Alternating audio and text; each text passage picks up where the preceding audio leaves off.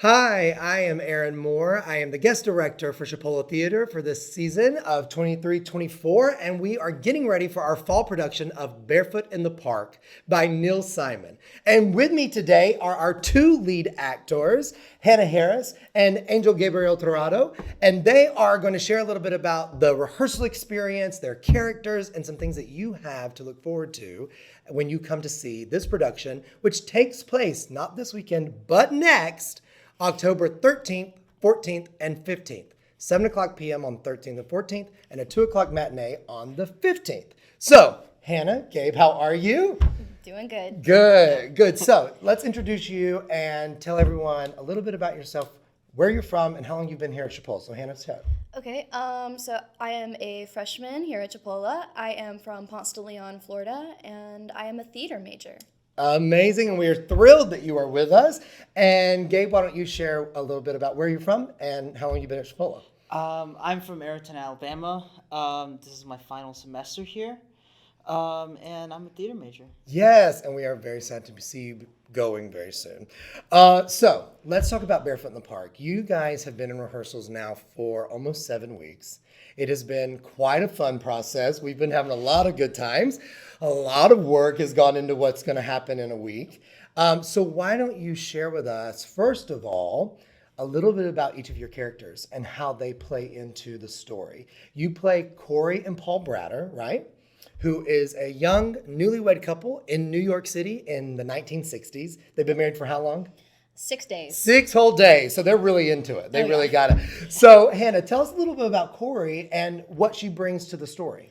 So Corey is a very bubbly and positive person. She lives to just impress and do anything she can for Paul, whether that be like decorating the apartment or, smothering him with kisses whenever he walks in through the door. And she can really bring in a bunch of different atmospheres. It depends on the situation. She can be serious. She also likes to yell a little bit. She really is like a roller coaster of Oh, yeah. emotion. And it's so fun to watch you bring that to life on stage. And you're just really doing such an incredible job. I can't wait for everybody to get to Thanks. experience it. All right, Gabe, you play Paul. Now, is he just like Corey? No, they're completely different people. Okay, so tell us a little bit about Paul and what he brings to the story. Well, Paul's, as I said, completely different. He's more serious, more, okay, I'm going to do this, I'm going to do that, but he's not that funny. He tries to be, but his jokes are bad. He's just there, and he's, as I said, the completely opposite of Corey, so there's a lot of conflict between them because of how they are and, how they deal with life. Absolutely. And so I guess we don't really know if the true statement of opposites attract, is that really true or not?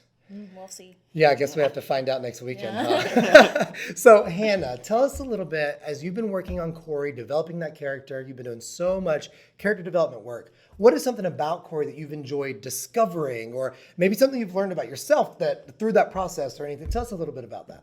Well, during the read-through, I didn't realize that she was such an emotional roller coaster as she is. So I have really enjoyed just finding her different levels of when she's serious, when she's being flirty, when she's really mad. It's been a lot of fun finding these different characteristics about this happy and bubbly person that she can actually be really strict. I love that because it really is. You're humanizing a character that's in text, and you're doing so much work to bring it out of the text and really humanize her, which means there are going to be all those different levels and all those different experiences. So Yeah. that's amazing.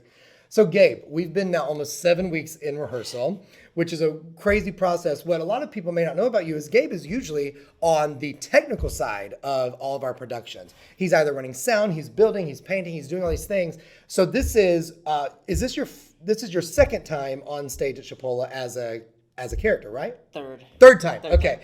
So have you carried a role this big before? And what is something about the rehearsal process that you've learned and enjoyed? I have never carried a character this big before. A big step. It's really fun to work with him, work with the character, and the process I learned during these 7 weeks. It was really interesting getting to know Paul more, not only know the lines, but getting to know how he feels at that moment and what to do during those single moments that happen during the show. And you've done such great work. It's really awesome to see somebody come from the wings onto the stage, into the spotlight, and just own it so well. You're doing a great job. So now we would love to tease you a little bit with a small clip from the show, a scene that the two of these characters share together, Corey and Paul, right after they've moved into their barren brownstone level 6 apartment, and they're trying to get their lives together, and it may or may not go so well. So we'd love to share this clip with you. I hope you enjoy. I gotta be in court tomorrow morning. I got my first case. What about tonight? I have to go over the briefs. Marshall has to go to Washington tomorrow, and he wants me to take over. Poor Frank. But it's really my case. Oh, Corey, honey, I'm gonna be a lawyer. That's wonderful. I just thought we were going to spend tonight together. We'll spend tomorrow night together. I hope I brought those affidavits. I brought a nightgown. Marshall had everything laid out when I was at the office. It looked simple enough. A furrier suing a woman for not payment of bills. I was going to cook you spaghetti with the white clam sauce in a bikini. We're representing the furrier. He made 4 special tailored coats for a woman in Park Avenue.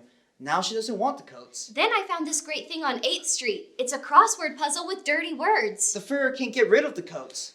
She's only 4'8". He'd have to sell them to a rich little girl. Then I was going to put on a record and do an authentic Cambodian fertility dance. The only trouble is, he didn't have a signed contract. What are you doing? I'm trying to get you all hot and bothered, and you're summing up for the jury. The whole marriage is over.